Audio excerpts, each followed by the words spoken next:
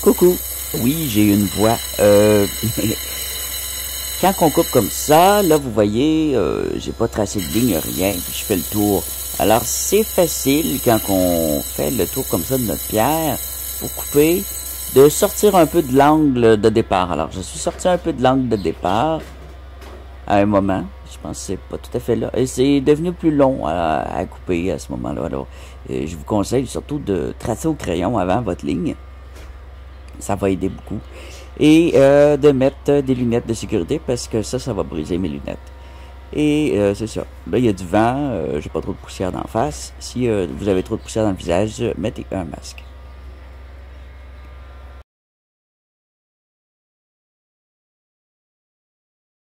Ah, et la lame s'est loussée sur la scie. Ça arrive.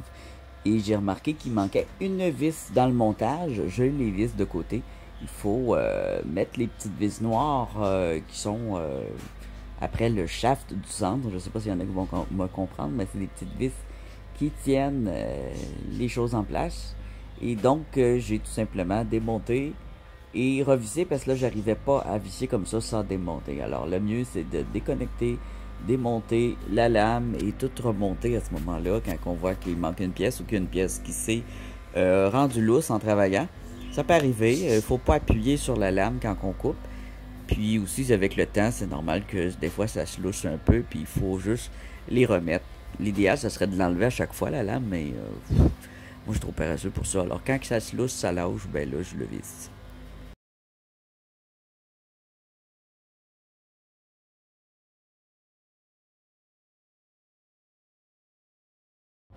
Alors là, je vais continuer, mais je pense, il me semble que c'était pas tout à fait réparé. Fait que, ouais, là, je vois que c'est off.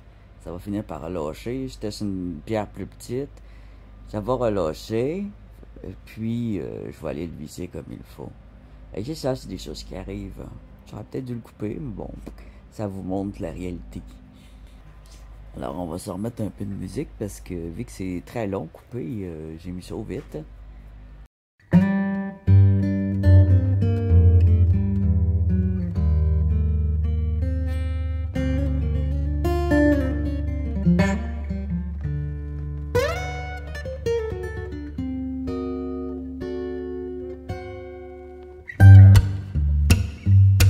Là, j'ai une drôle de face parce que je découvre en coupant que la pierre de base, c'est comme... Check-moi la face. C'est ça, la pierre de base n'est pas très belle. En fait, je découvre que c'est un ancien granit qui a subi une très forte chaleur. Au centre, on avait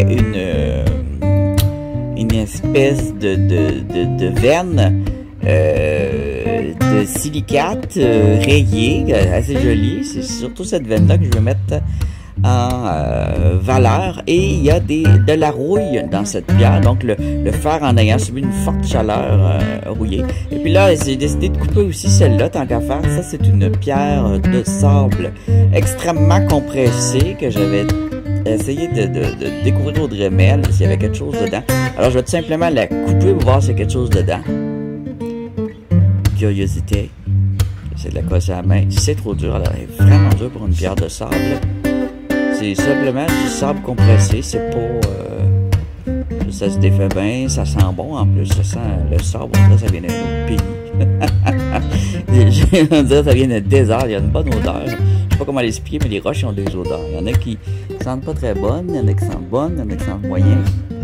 Le sable compressé, je trouve que ça sent bon. Ça sent le désert, ça sent les fossiles, ça a une bonne odeur. Fait que là, je le coupe. Puis je le coupe. Puis là, c'est là, je suis pas trop dans mon angle, je réalise que je suis sorti de là. C'est le soleil que j'ai dans les yeux. Puis je viens régulariser la coupe en frottant sur la lame. Là, j'ai repris l'autre pierre qui est d'un granit très ancien avec une veine de silicate rayée. Et je viens aussi faire une petite forme pas pire pour la mettre en valeur. Ça va me demander quand même beaucoup de travail sur cette pierre à cause de la rouille. Parce que où il y a de la rouille, ça se casse. Là, j'essaie de faire disparaître la rouille. Puis je suis là, on va y arriver. Oh, ça se rend jusqu'à la veine. Là, je voulais pas couper jusqu'à la veine parce que je voulais mettre en valeur pour la couper. Et puis il y a des parties où le granit était comme ferme, puis il a surchauffé, ça a fait comme un calcaire. C'est assez particulier.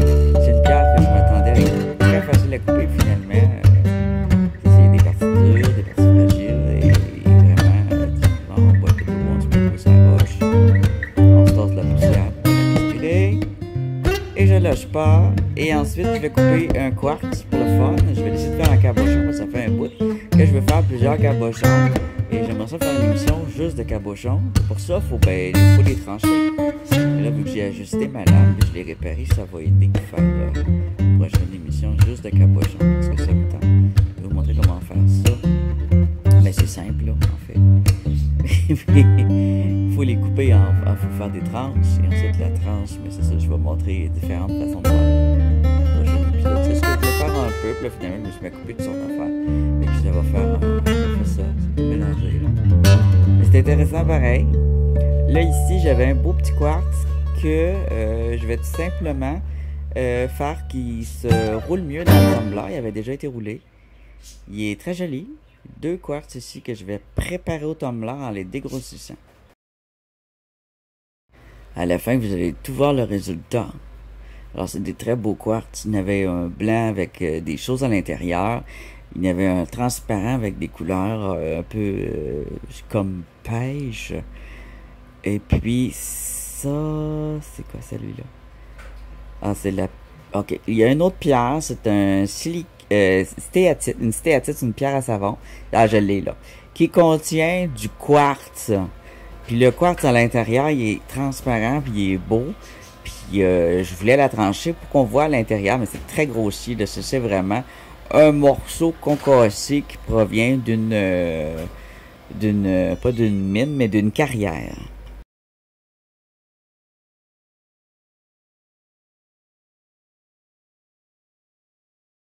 Je l'avais déjà préparé un petit peu sur mon temps libre, mais elle était loin d'être fini. Alors, je vais travailler dessus. Ah, regardez.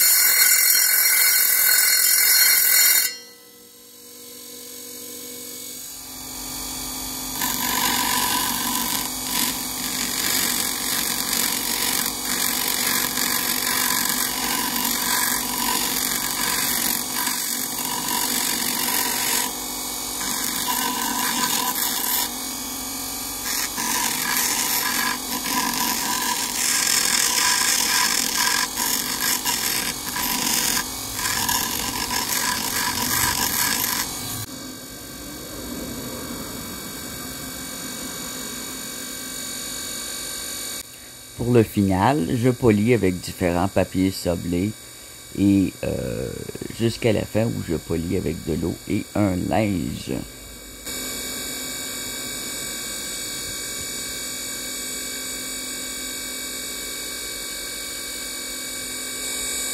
Je l'ai mis dans le CLR pour détacher le quartz, qui est quand même, il y a beaucoup de force.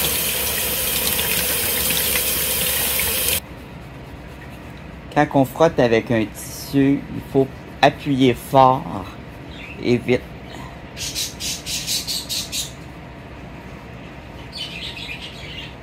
En le taillant aussi, il faut choisir un angle et un endroit où on va avoir une inclusion intéressante à regarder, surtout quand c'est un quartz.